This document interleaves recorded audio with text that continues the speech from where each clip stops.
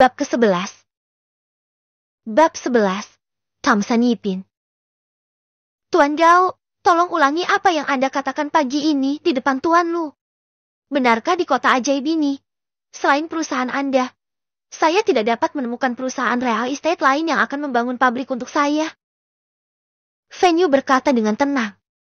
Gao Ye menarik napas dan berkata, Tuan Fen, saya benar-benar tidak tahu itu Anda. Bahkan jika saya tahu itu Anda, saya tidak akan berani mengucapkan kata-kata itu. Saya pasti bisa melakukannya dalam 1 bulan. Jangan khawatir, Tuan Fen. Fen Yu menggelengkan kepalanya. Saya berubah pikiran. Ini harus selesai dalam waktu 1 bulan, tetapi biaya proyek mungkin dikurangi. Berapa banyak yang ingin Anda berikan kepada Tuan Fen? Gao Ye bertanya dengan hati-hati. Tidak 1 sen pun. Dan saya juga akan meminta Anda menyelesaikan proyek tersebut dalam waktu 1 bulan. Jika Anda gagal menyelesaikannya, Anda akan mengganti kerugian saya. Omzet harian perusahaan Arcane saya lebih dari 1 juta. Jadi saya akan memberikan kompensasi kepada Anda 10 kali lipat. Fen, Tuan Fen, bagaimana mungkin? Tanpa dana proyek dan pekerja tanpa upah, mereka tidak akan melakukannya. Gao Ye terlihat jelek dan berkata sambil tersenyum masam. Hehe. Fen Yu memandang Lu Jendong. Direktur Lu, wakil presiden perusahaan Anda sepertinya tidak mampu melakukannya.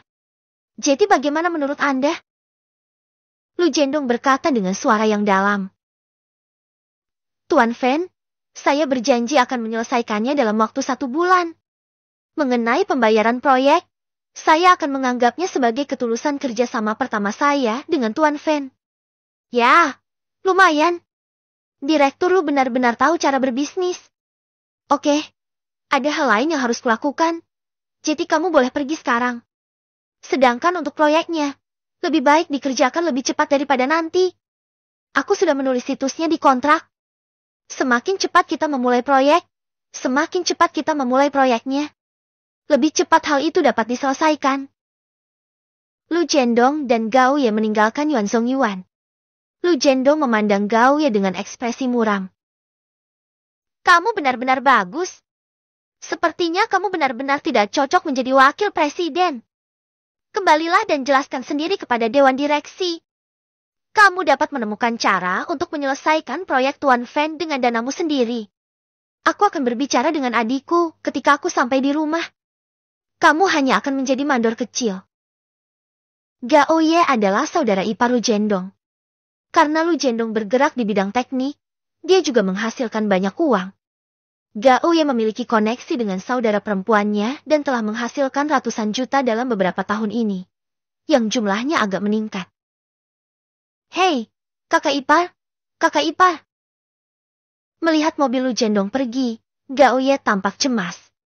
Jika dia harus membayar bahkan 100 juta, dia akan bangkrut dan kerja kerasnya selama bertahun-tahun akan sia-sia. Kalau kabur, saya hanya bisa memikirkannya. Perusahaan akan rugi ratusan juta, tapi ada bahaya yang fatal. Tidaklah mudah untuk mencapai nilai pasar real estate puluhan miliar. Kali ini karena insiden Gao Ye, dia tidak hanya menyinggung Fen Yu, tetapi juga hampir menyebabkan perusahaan real estate Hui Huang jatuh ke dalam kehancuran abadi. Bagaimana Lu Jendong bisa memiliki wajah yang baik? Grup itu bukan miliknya sendiri. Ada beberapa direktur yang termasuk di dalamnya. Dan dia perlu kembali dan mengadakan pertemuan dengan para direktur tersebut untuk membicarakan masalah ini. Adapun ganti ruginya tentu saja Gao Ye membayarnya dari kantongnya sendiri. Oke, pergilah dan kerjakan pekerjaanmu juga. Fen Yu berkata pada Liu Jian setelah Lu Jendong pergi. Liu Jian membungkuk sedikit dan berkata, Bos, saya akan pergi dan melakukan beberapa pekerjaan dulu. Jika Anda butuh sesuatu, Anda bisa memberi saya instruksi. Dia telah melihat kekuatan Fen Yu hari ini. Pada proyek 100 juta, dia menghemat 100 juta hanya dengan mengucapkan beberapa patah kata. Apalagi dengan 100 juta, siapa yang rela mematahkan giginya dan menelannya di perutnya? Fan Yu lalu menghubungi Zhang Qian dan memberitahu bahwa masalah proyek telah diselesaikan dan minta dia untuk mengawasi masalah kualitas. Semua bahan akan digunakan oleh perusahaan Hui Huang dengan kualitas terbaik, dan tidak perlu peduli dengan uang. Zhang Qian masih bertanya dengan rasa ingin tahu. Bagaimana Anda menyelesaikan masalah ini? Fan Yu tersenyum ringan dan berkata, mereka mengatakan ini adalah pertama kalinya mereka bekerja sama dengan kami dan mereka akan membangun pabrik untuk kami secara gratis. Menutup telepon, Zhang Qian terkejut. Energi Fan Yu terlalu besar. Brilliant Group terkenal di industri real estate di Shanghai. Mereka bersedia membantu Fan Yu membangun pabrik. Semuanya sudah siap. Yang kita butuhkan hanyalah peralatan mesin. Selama pabriknya selesai, produksi bisa dimulai dengan cepat. Saat itu, Akin akan bisa memiliki pasokan barang sendiri tanpa ditampung oleh orang lain. Pergi dan lihat rumah di Tamsan Yipin. Gumam Fan Yu. Fan Yu cukup penasaran dengan Tamsan Yipin. Dikenal sebagai properti termahal di kota ajaib. Sebetapa uniknya properti itu. Tamsan Yipin tidak jauh dari Financial Street, dan juga menghadap pemandangan sungai Huangpu. Dapat dikatakan letak geografisnya sangat menguntungkan, dan merupakan lokasi terbaik di kota ajaib. Mengemudi ke Tamsan Yipin, saya mengeluarkan kartu akses saya dan langsung masuk. Sistemnya lengkap, termasuk tempat parkir, kartu akses, dan lainnya. Di bawah tatapan iri dan hormat dari penjaga keamanan, dia memasuki ruang kelas 1 Tamsan. Tamsan Yipin terdiri dari 4 hunian dan klub kelas atas, yang mirip dengan bumi. Konon Tamsan Yipin memiliki luas 20.000 meter persegi dan luas total pembangunan 200.000 meter persegi. Lantai tertinggi adalah lantai ke-50. Berdiri di lantai paling atas, Anda dapat melihat dengan jelas pemandangan Financial Street dan pemandangan sungai Huangpu. Namun, ketinggian lantai agak berbeda dengan ketinggian bumi. Berkendara ke garasi bawah tanah, banyak sekali mobil mewah yang muncul di depannya. Beberapa di antaranya bahkan tertutup lapisan debu yang tebal. Mungkin karena pemiliknya sudah lama tidak menggunakannya. Temukan tempat parkir Anda sesuai dengan informasi yang diberikan oleh sistem. Namun, pada saat itu, ternyata ada sebuah Rolls Royce yang diparkir di tempat parkir. Fan Yu tidak terlalu memikirkannya. Lagi pula, sebelum dia menandatangani kontrak untuk rumah itu tidak memiliki pemilik. Mungkin seseorang memiliki tamu dan tidak punya tempat untuk parkir, jadi dia parkir di sini. Dia keluar dari mobil dan melihat sekeliling, tetapi tidak menemukan nomor telepon yang ditinggalkan oleh pemiliknya. Lalu dia menelepon manajemen properti dan meminta mereka untuk datang dan memeriksa apakah mereka dapat menghubungi pemilik mobil. Tidak lama kemudian, 3 orang petugas keamanan datang yang dipimpin oleh manajer properti. Pak, ada apa? Fan Yu menunjuk ke arah Rolls Royce di tempat parkir dan berkata, tolong hubungi pemilik mobil ini dan minta dia untuk turun dan memindahkan mobilnya. Tidak ada tempat untuk memarkir mobilku.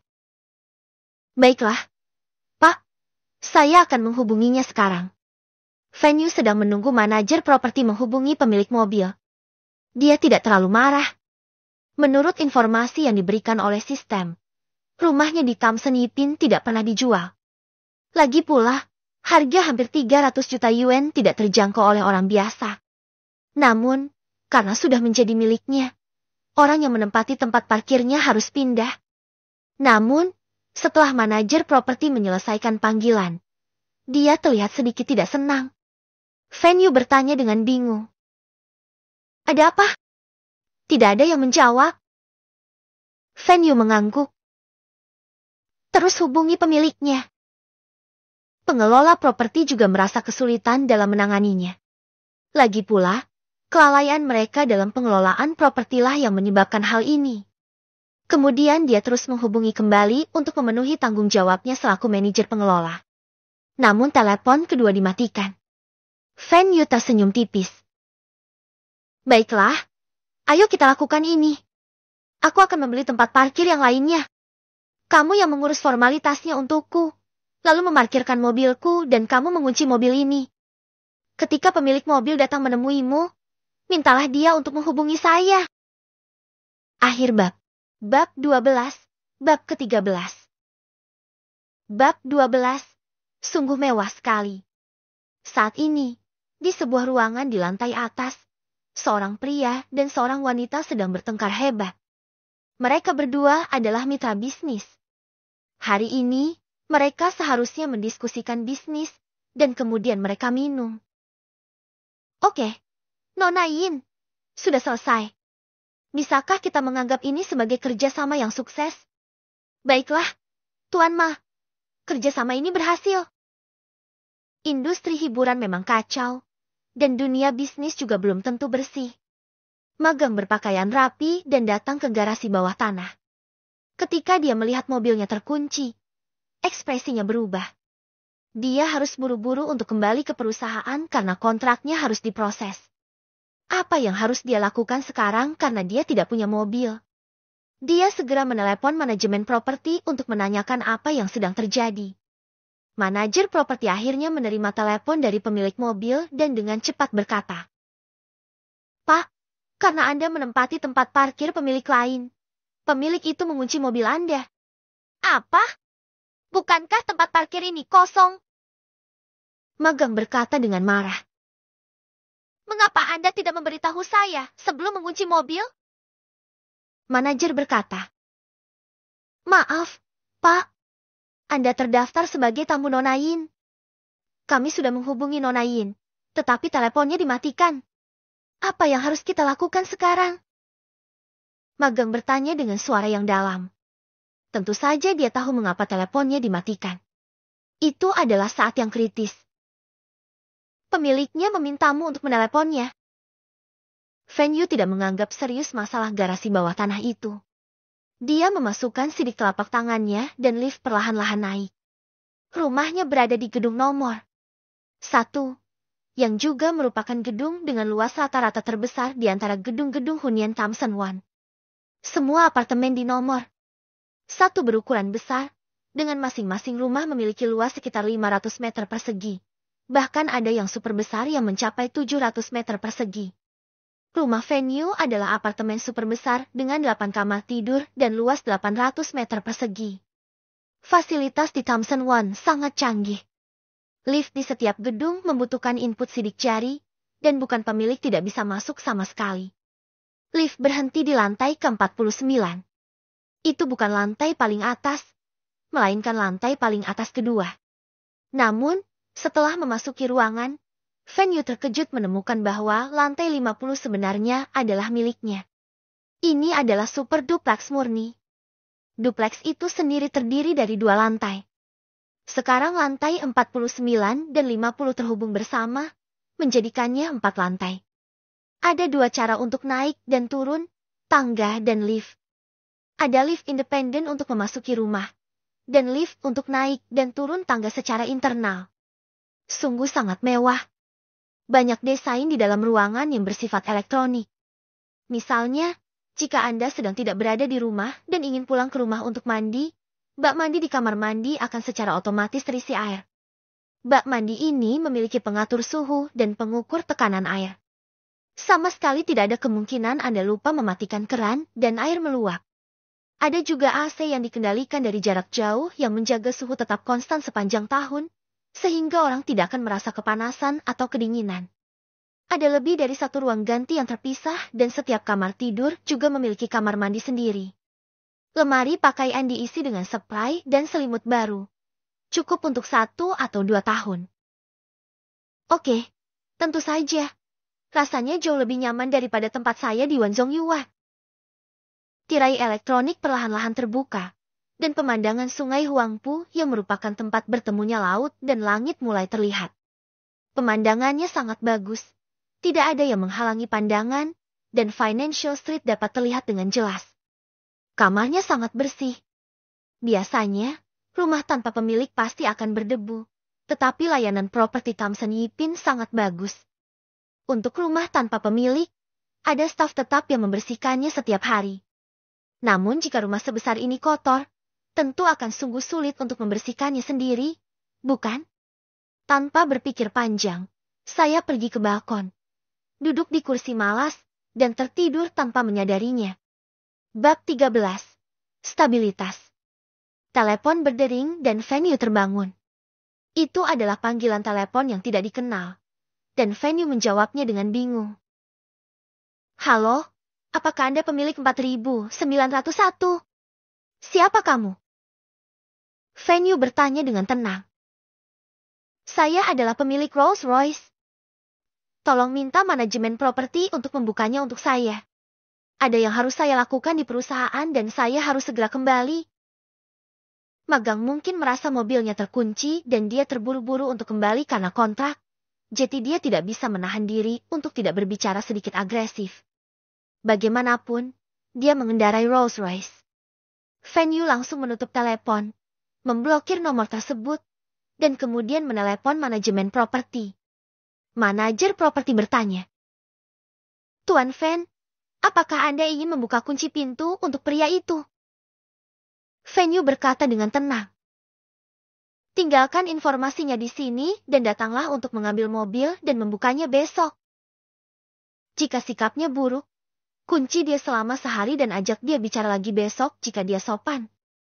Ketika magang mendengar jawaban manajemen properti, dia tercengang. Apa-apaan ini? Gila sekali.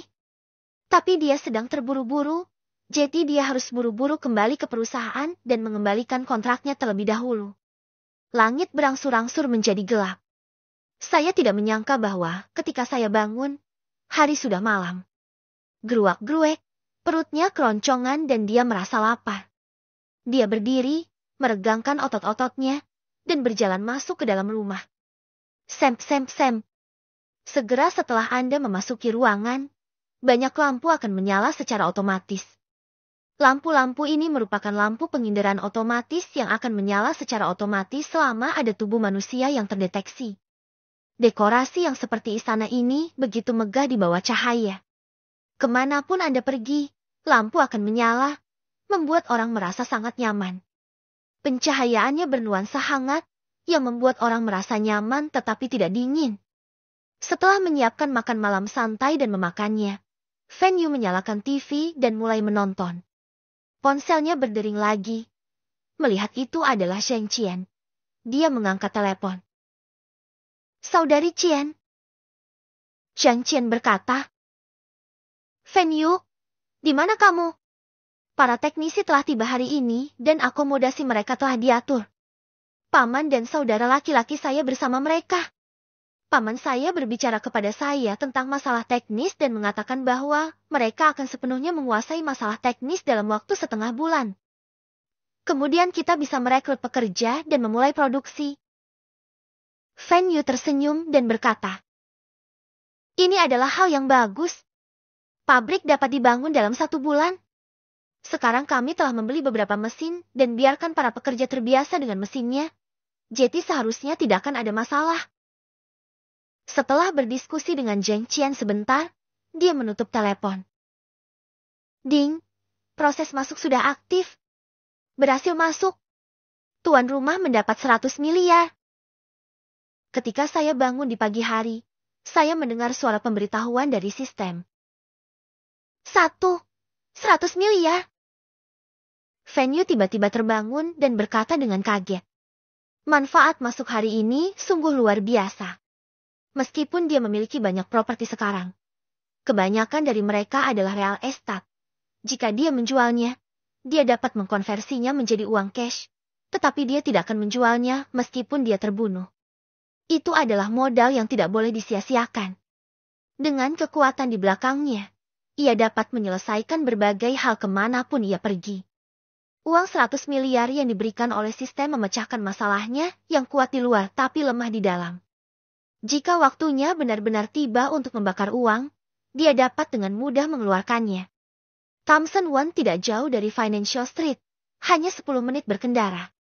Hari ini, Zhang Feng dan Zheng He mulai belajar dari teknisi asing, dan Zheng Qian telah bergegas ke perusahaan. Sendirian di rumah, Venue baru saja hendak mengambil makanan ketika Zheng Qian menelepon. Venue, apakah Anda merekrut secara online? Venue tertegun sejenak, lalu bereaksi. Ya, itulah yang terjadi. Saya punya 2 orang di sini.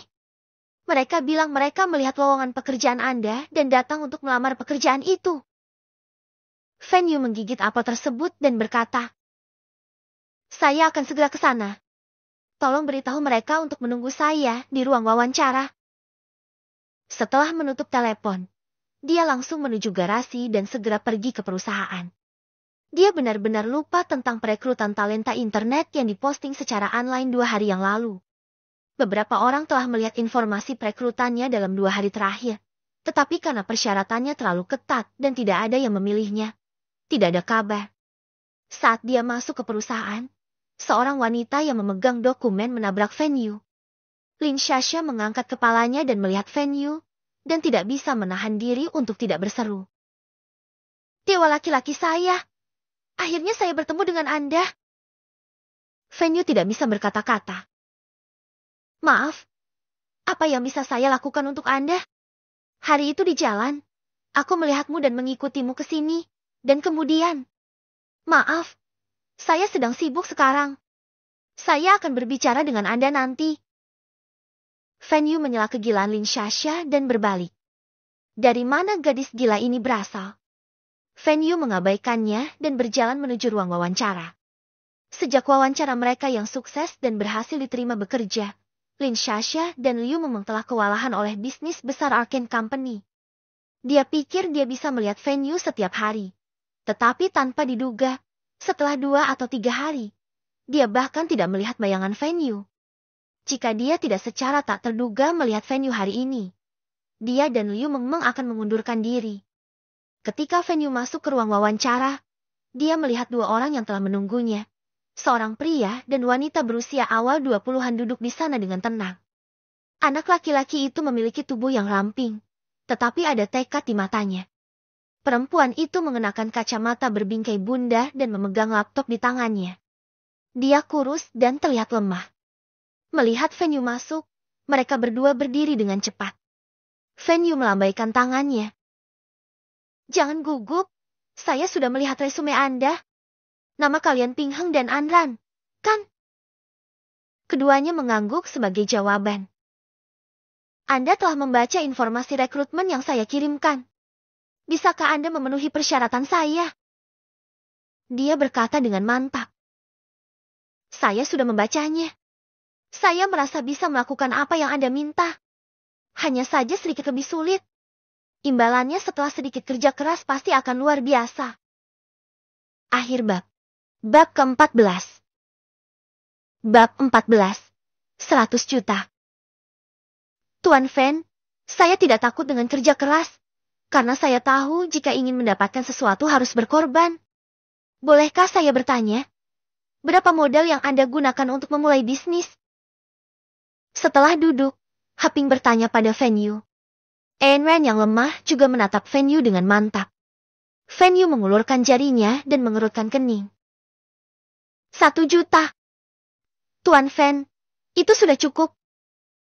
Meskipun Ayn Ran tidak berbicara, ada tekad di matanya. Dia dan Ping Ping keduanya lulus dari Universitas Shanghai, jurusan teknik jaringan, dengan harapan menjadi elit internet di masa depan. Jika Fan Yu memberikan modal awal sebesar 1 juta, mereka pasti akan menghargai kesempatan ini. Saat ini, Fan Yu tertawa. "Kamu salah. Maksudku 100 juta. Mendesis." Awalnya, mereka berdua sedang mempelajari cara menggunakan jutaan ini untuk membangun platform internet. Namun, ketika Fan Yu mengatakan jumlahnya 100 juta, wajahnya tiba-tiba memerah dan napasnya menjadi cepat. 100 juta? Tuan Fan, apakah Anda mengatakan yang sebenarnya?" Fan Yu mengangguk. "Bagi saya, 100 juta bukanlah apa-apa. Selama Anda bisa menciptakan platform app yang sempurna untuk saya, pendanaan tidak menjadi masalah. Tuan Fan, jangan khawatir. Saya akan melakukan yang terbaik untuk memastikan bahwa saya menciptakan platform yang sempurna." Ping Ping berkata cepat. Fan Yu tersenyum. "Kamu belum lulus ujianku, jadi kenapa aku belum mempekerjakanmu?" "Tuan Fan, Anda bisa menguji kami dulu. Saya tidak akan pernah mengecewakan Anda." ucapnya dengan tenang dan tegas. Haha, oke. Bercanda saja. Tempat kerjanya tidak di sini. Hanya ada sedikit perusahaan yang pindah ke Jinding Daxia. Dan tidak ada perusahaan yang menyewa lantai di atas lantai ke-17. Seluruh lantai 18 ditempati oleh venue, meskipun sebagian besar lantai tidak dihias dan tampak kosong. Ada beberapa kamar sederhana yang dipartisi kaca. Namun, bangunan tempat tinggal tidak memiliki lantai 18 karena dianggap tabu, tetapi bangunan komersial memiliki arti lain. Karena pengucapan 1 dan 8 terdengar homonim yang berarti kemakmuran. Disinilah Anda akan bekerja mulai sekarang. Saya telah menyiapkan tempat untuk Anda beristirahat di sana. Ketika perusahaan sudah berjalan dengan baik, saya akan mencarikan apartemen lain untuk kamu tinggali. Venue mengajak Ping Heng dan pria lainnya untuk melihat-lihat kantor pusat perusahaan dan memperkenalkannya. Ini oke. Tidak masalah. Tuan Fen, lingkungan ini cukup baik. Saya mendengar bahwa sebuah perusahaan didirikan di sebuah rumah kontrakan sederhana yang hanya seluas selusin meter persegi. Apalagi yang membuat Anda tidak puas dengan lingkungan ini sekarang? Cara yang tenang dan puas. Fen Yu tersenyum tipis. Prestasi perusahaan itu tidak dapat ditiru. Tetapi saya merasa bahwa perusahaan saya pasti tidak akan lebih buruk dari perusahaannya di masa depan. Sore harinya, para staf sudah mulai memasang komputer dan peralatan lain yang diperlukan untuk proyek jaringan. Setiap komputer memiliki konfigurasi terbaik dan dilengkapi dengan semua yang diperlukan untuk membangun platform internet. Kalian berdua sedikit lelah. Saya akan merekrut beberapa orang untuk membantu Anda segera. Gaji Anda akan menjadi 100.000 per bulan pada tahap awal. Kata Fen Yu. Oke, Tuan Fen telah memberi kami perawatan terbaik. Jangan khawatir. Ayn Rand dan saya tidak akan pernah mengecewakan Anda. Setelah meninggalkan Jinding Daxia, Fen Yu pergi ke Biro Industri dan Komersial untuk mendaftarkan perusahaan. Dinghao Network Technology Co., Ltd. Logo yang mewakili Dinghao adalah pola berbentuk naga, yang terlihat seperti sedang menatap dunia, sangat mendominasi. Setiap logo perusahaan itu unik dan memiliki hak cipta. Untuk mendapatkan logo ini, Fen Yu harus menggunakan banyak koneksi untuk mendapatkannya. Aplikasi pertama yang dikembangkan sekarang adalah platform kebugaran nasional, juga dikenal sebagai bakar kalori saya, dan nama bahasa Inggrisnya adalah Burning. Dalam kehidupan sebelumnya, Kip tidak dikelola dengan baik pada tahap selanjutnya dan harus mengandalkan modal Ventura untuk mendukungnya. Kali ini, Fen Yu berencana untuk membuat perusahaan lebih besar dan lebih kuat sehingga semua orang dapat memasuki era kebugaran. Mengenai pembiayaan, dia merasa tidak membutuhkannya. Dia sepenuhnya mampu mengeluarkan biaya untuk masalah ini. Universitas Kota Ajaib adalah institusi pendidikan tinggi paling maju di Kota Ajaib, dan mahasiswa di sini semuanya adalah elit. Fen Yu berkendara ke sini dan langsung menemukan kantor rektor yang dia hubungi. Rektor Universitas Mordu adalah orang yang berpangkat sangat tinggi dan berkuasa. Namun, Fen Yu dapat menghubunginya dengan mudah. Dan sang rektor pun juga menerimanya dengan hangat. Saya tidak menyangka Tuan Fen masih begitu muda. Dia benar-benar seorang pahlawan. Nama rektor Universitas Modu adalah Shen Jidao. Dia adalah seorang pria berusia 50-an. Tetapi kesehatannya sangat baik dan sosoknya kuat. Tetapi rambutnya telah memutih. Fen Yu berjabat tangan dengan Zheng Jidao dan berkata sambil tersenyum. Halo Kepala Rektor Zheng. Dibandingkan dengan banyak sekali talenta yang telah Anda latih untuk negara, pencapaian junior ini tidak ada artinya sama sekali. Haha, Tuan Fen terlalu sopan. Financial Street adalah simbol kota ajaib kita. Siapa yang berani bilang prestasi Anda rendah? Keduanya sopan, dan Fen Yu berkata. Kepala Rektor Zheng, tujuan kedatangan saya sudah disebutkan di telepon. Saya hanya ingin merekrut beberapa talenta internet di universitas Anda. Saya ingin meminta Kepala Rektor Zhang untuk membuatnya lebih mudah untukku. Tuan Fen, ini adalah masalah yang mudah. Anda juga membantu saya mencarikan pekerjaan untuk orang-orang itu. Saya tidak bisa cukup berterima kasih. Bagaimana saya bisa menolak? Lapangan pekerjaan bagi mahasiswa selalu menjadi masalah yang sulit bagi negara ini. Lebih baik untuk institusi pendidikan tinggi seperti Shanghai, di mana relatif mudah untuk mencari pekerjaan setelah lulus. Namun di sekolah-sekolah yang berada di bawah rata-rata, banyak sekali mahasiswa yang terjun ke masyarakat. Banyak orang kehilangan harapan dalam hidup dan tidak tahu kemana harus pergi di masa depan. Jadi banyak perguruan tinggi yang mengalami dilema yang menyusahkan. Fan Yu menelepon hari ini dan ingin merekrut talenta. Zhang Jidao setuju tanpa ragu-ragu. Terima kasih banyak, Presiden Zhang. Dana pembangunan yang saya sumbangkan ke Universitas Modul telah dikirim ke Departemen Keuangan Universitas Anda oleh Liu Jian. Zhang Jidao berkata sambil tersenyum. Tuan Fan, terima kasih banyak atas kontribusi Anda. Universitas Sains dan Teknologi Shanghai telah lama memilih talenta-talenta untuk itu. Mereka semua adalah mahasiswa terbaik yang akan lulus dan memasuki masyarakat. Mengambil jurusan komputer dan keuangan. Terutama Fan Yu adalah duta amal Universitas Modu. Modal pembangunan 200 juta sudah pasti sejumlah besar uang. Itu sebabnya sekolahnya sangat antusias dalam memenuhi permintaannya. Dan ini adalah keputusan Fan Yu untuk masa depan jangka panjang. Dia tidak akan merekrut mahasiswa di Universitas Modu untuk kali ini saja. Mungkin dia akan sering datang di masa depan. Setelah kembali dari Universitas Shanghai, Fan Yu datang ke Financial Street dan masuk ke perusahaan. Saat itu sudah lewat jam 9 malam, namun lampu di perusahaan masih menyala. Ping Heng dan Ayn Rand masih bekerja. Melihat adegan ini, Fan Yu sedikit mengangguk, sangat puas dengan mereka berdua. Bagaimana kabarnya? Ping Heng dan Ayn Rand melihat Fan Yu dan mau tidak mau berkata dengan cepat. Pembangunan awal platform hampir selesai, dan yang tersisa adalah menyelesaikan beberapa sistem di dalam platform. Baiklah, terima kasih atas kerja keras Anda. Inilah yang harus kita lakukan. Stabil, temperamen yang baik, dan daya tahan yang luar biasa. Saya akan mengirimi Anda sekelompok pekerja magang besok.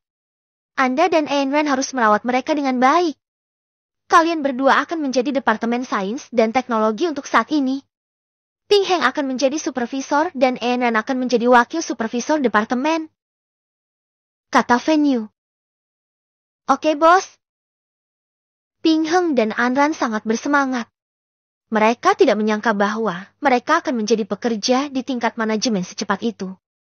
Saat saya bangun di pagi hari, sistem berbunyi sesuai jadwal. Ding, tuan rumah berhasil masuk dan menerima jet pribadi Gulfstream G777 senilai 100 juta dolar AS. Apakah kamu mengirim jet pribadi? Fan Yu berkata dengan terkejut. Gulfstream G777 diparkir di bandara swasta Air China di Shanghai. Ketika dia bangun di pagi hari, Fan Yu menerima telepon dari Liu Tianfeng. Bos, sepertinya perusahaan sekuritas Shanghua akan mengadakan rapat dewan hari ini. Fan Yu berkata. Oke, saya mengerti. Saya akan ke sana sebentar lagi. Ternyata orang yang mobilnya dikunci terakhir kali adalah Magang, ketua Shanghua Securities. Dia kemudian mendapat kabar dari manajemen properti. Memikirkannya setelah itu. Cukup menarik bahwa dia benar-benar akan bertemu dengan pemilik sebenarnya mobil itu. Liu Tianfeng secara diam-diam telah mengakuisisi sejumlah besar saham di Shanghua Securities. Para pemegang saham yang menjual sahamnya tidak menunjukkan reaksi apapun dan menunggu instruksi dari Fan Yu, ketua yang baru. Dia sekarang adalah ketua baru Shanghua Securities, jadi tentu saja dia harus menghadiri rapat dewan. Shang Pindaksia, perusahaan sekuritas Shanghua. Di ruang konferensi yang besar, Magang duduk di kursi kepala meja konferensi, melirik beberapa direktur. Akhir-akhir ini, kinerja Shanghua Securities kami secara bertahap menurun. Apa yang terjadi? Dibandingkan dengan bulan yang sama setiap tahun, itu telah menurun 10%. Saya ingin tahu alasannya. Seseorang dari jajaran direksi berkata, Tuan Ma, saya tidak perlu mengurus urusan perusahaan lagi. Saya datang ke sini hari ini hanya untuk memberitahu Anda. Maga memandang direktur itu dengan bingung. Dan kemudian beberapa direktur lainnya angkat bicara. Kamu? Magang sedikit bingung. Mengapa semua direktur ini tiba-tiba menjual saham mereka? Meskipun kinerja perusahaan baru-baru ini menurun, sepertinya tidak berdampak besar, bukan? Masih jauh dari kebangkrutan. Jadi mengapa semua direktur ini menjual saham mereka? Pintu ruang konferensi didorong terbuka dan Fenyu melangkah masuk. Melihat Fenyu, ekspresi magang berubah menjadi dingin. Siapa kamu? Apa yang terjadi di garasi bawah tanah Chamsen Yipin terakhir kali? Dia tidak melihat wajah Fenyu, jadi dia tidak mengenalnya. Fenyu berkata sambil tersenyum. Saya di sini untuk memberitahu Anda bahwa saya adalah ketua baru Shanghai Securities, jadi saya dapat mengeluarkan Anda dari Dewan Direksi. Anda, mungkinkah? Saat Ma hendak mengatakan sesuatu, dia tiba-tiba mendapat tebakan yang buruk. Tuan Fen, Anda di sini? Beberapa direktur berdiri, menyapa Fenyu sambil tersenyum, dan kemudian menyerahkan perjanjian pengalihan saham mereka kepada Fenyu. Pada saat ini, tebakan magang menjadi kenyataan, dan Fenyu mengakui sisi saham para direktur tersebut. Sekarang saya memiliki 60% dari total saham ini. Dan saya juga telah mengakui sisi 10% yang dipegang oleh para pemegang saham.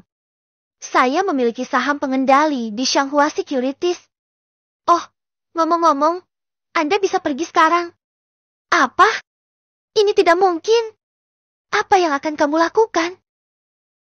Akhir bab. Bab 15, bab ke-16. Bab 15. Direktur baru Shanghai Securities. Magang kini hanya memegang 20% saham dan telah kehilangan kendali atas Shanghai Securities. Shanghai Securities diciptakan atas usahanya sendiri dan baru saja mencapai nilai pasar 500 juta. Dia tidak rela kehilangannya begitu saja. Sayangnya, meski Anda tidak mau menyerah sekarang, Anda hanya bisa menghadapi kenyataan. Wajah Fenyu berubah dingin. Baiklah, aku akan memberimu dua pilihan sekarang. Yang pertama adalah menjual sahammu kepadaku, dan yang lainnya adalah mengeluarkanmu dari Dewan Direksi. Kamu tidak akan mendapatkan apapun dari itu. Dengan hak kendali di tangan, Fenyu punya banyak cara untuk mendapatkan saham di tangan magang. Saat itu, dia dapat yakin magang tidak akan bisa mendapatkan 1 sen pun. Jika magang pintar, dia akan membuat pilihan yang bijak. Magang ternyata belum kehilangan akal sehatnya dan membuat pilihan terbaik untuk dirinya sendiri. Setelah serah terima sahamnya, seluruh Shanghai Securities Co. Ltd. menjadi milik Fenyu, dan dia dengan mudah memperoleh sebuah perusahaan kecil dengan nilai pasar beberapa ratus juta. Oke, ini bukan lagi tempatmu. Fenyu datang ke sisi magang dan berkata dengan tenang. Magang berdiri dengan putus asa dan keluar dari ruang konferensi. Banyak orang di luar memandang ketua dengan ekspresi bingung. Mengapa ketua terlihat sedikit terganggu? Kalau begitu Tuan Fen, kami tidak akan mengganggu Anda lagi. Sejumlah mantan direktur Shanghai Securities telah mengundurkan diri. Saat melewati magang, mantan direktur itu menggelengkan kepala dan menghela nafas. Segala sesuatunya tidak dapat diprediksi dan berubah terlalu cepat. Perusahaan yang baik menjadi milik orang lain dalam sekejap. Tidak lama kemudian, seluruh manajemen Shanghai Securities datang ke ruang konferensi. Semua orang tampak bingung saat melihat Fenyu. Semua orang terkejut ketika mendengar ketua baru telah menjabat. Fenyu menyilangkan tangannya di atas meja dan berkata sambil tersenyum. Izinkan saya memperkenalkan diri terlebih dahulu. Saya adalah bos baru Shanghai Securities. Nama saya Fenyu, Anda bisa memanggil saya Tuan Fen atau bos. Tuan Fen. Sekelompok eksekutif berbicara satu demi satu. Ya, lumayan. Sekarang izinkan aku memberitahumu secara singkat. Saya akan segera membenahi perusahaan. Aturan magang sebelumnya akan dibatalkan. Saya akan memberitahukan peraturan baru. Apalagi perusahaan tidak akan membesarkan orang-orang yang menganggur. Beberapa orang yang tidak melakukan apa-apa dan hanya tahu cara makan dan menunggu kematian akan diberhentikan. Jika Anda lebih sadar, tolong berikan saya surat pengunduran diri Anda. Dan saya akan meminta Departemen Keuangan untuk melunasi gaji Anda. Jika kamu menungguku bersih-bersih, jangan salahkan aku karena kejam. Yang bertahan jangan terlalu senang terlalu dini. Kalau ke depannya performanya tidak bagus, saya tidak akan mempertahankannya. Setelah berbicara, Fan Yu berdiri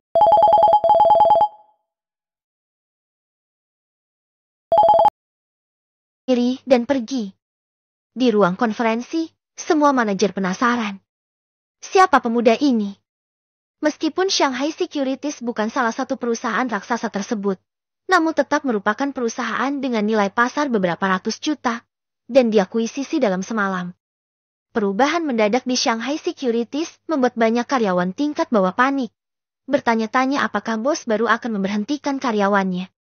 Sepanjang hari dihabiskan di Shanghai Securities.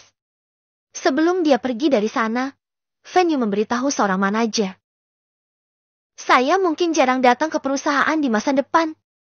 Anda akan mengurus urusan perusahaan. Jika Anda punya sesuatu, Anda dapat menelepon saya. File-file perusahaan dapat dikirim ke kotak email saya setiap malam dan saya akan memeriksanya secara teratur. Setelah meninggalkan Shanghai Securities, Fan Yu menyesali bahwa menjadi bos sungguh melelahkan. Dia saat ini sangat kekurangan bakat manajemen di sekitarnya. Zhang Qian memang bagus, tapi Arcana terlalu sibuk dan dia tidak bisa lepas sama sekali.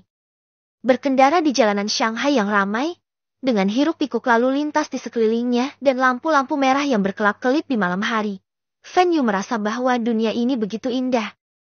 Brilliant Ears Entertainment City adalah salah satu klub malam terbaik di Shanghai. Kesibukan yang terjadi belakangan ini membuat Fan Yu merasa lelah secara fisik dan mental, dan dia ingin mencari tempat untuk bersantai. Tentu saja, tempat yang paling santai adalah klub malam. Setelah memarkir mobil, dia melangkah ke klub malam Brilliant Ears Entertainment dengan kunci mobil di tangannya. Lobi yang megah, meja depan yang indah, dan resepsionis yang menawan semuanya sangat memanjakan mata. Selamat datang. Resepsionis berkata dengan sopan. Fan Yu mengangguk. Lewat sini, Pak. Resepsionis membawa Fan Yu ke disko dan seorang pelayan datang. Bagaimana Anda menghabiskan uang di sini? Fan Yu bertanya, merasakan musik yang kuat di disko. Tubuhnya terasa seperti berputar mengikuti musik. Pelayan itu berkata, kami memiliki 2 mode konsumsi di sini, yaitu meja kartu dan ruang pribadi. Konsumsi minimum untuk meja kartu adalah 1.000, dan untuk ruang pribadi ke 10.000. Kalau begitu, tolong ambilkan ruang pribadi. Fan Yu berkata sambil tersenyum. Baik Pak, silakan lewat sini. Lantai 2 bar disko ini penuh dengan sofa-sofa besar yang mampu menampung hingga 20 orang, dan lokasinya juga yang terbaik. Anda bisa langsung melihat lantai dansa di lantai 1 dan melihat dengan jelas pria dan wanita sedang berputar-putar lantai dansa. Apa yang ingin Anda minum, Tuan? Pelayan itu bertanya dengan hormat. Fan Yu mengambil daftar anggur di atas meja dan membacanya lalu berkata, itu saja. Pelayan itu tertegun sejenak ketika dia melihat anggur yang ditunjuk oleh Fan Yu. Tuan, apakah Anda yakin menginginkan minuman ini? Pelayan sekali lagi mengkonfirmasi. Ya, itu dia. Apa? Apa kamu takut aku tidak bisa membayar? Fan Yu berkata dengan tenang. Maaf Tuan, saya akan segera pergi menyiapkannya. Anggur yang dipilih Fan Yu adalah Hennessy. Bab 16. Tuan Fan membayar semuanya. Setelah pelayan itu pergi, Fan Yu berpikir, apakah sebotol anggur itu mahal? Harganya kurang dari 200.000, jadi seharusnya tidak terlalu mahal, bukan? Pelayan dengan hati-hati membawakan sebotol anggur termahal yang pernah dilihatnya seumur hidupnya. Botol ini bernilai 200.000 yuan. Jika dia tidak sengaja memecahkannya, dia tidak mampu membayarnya.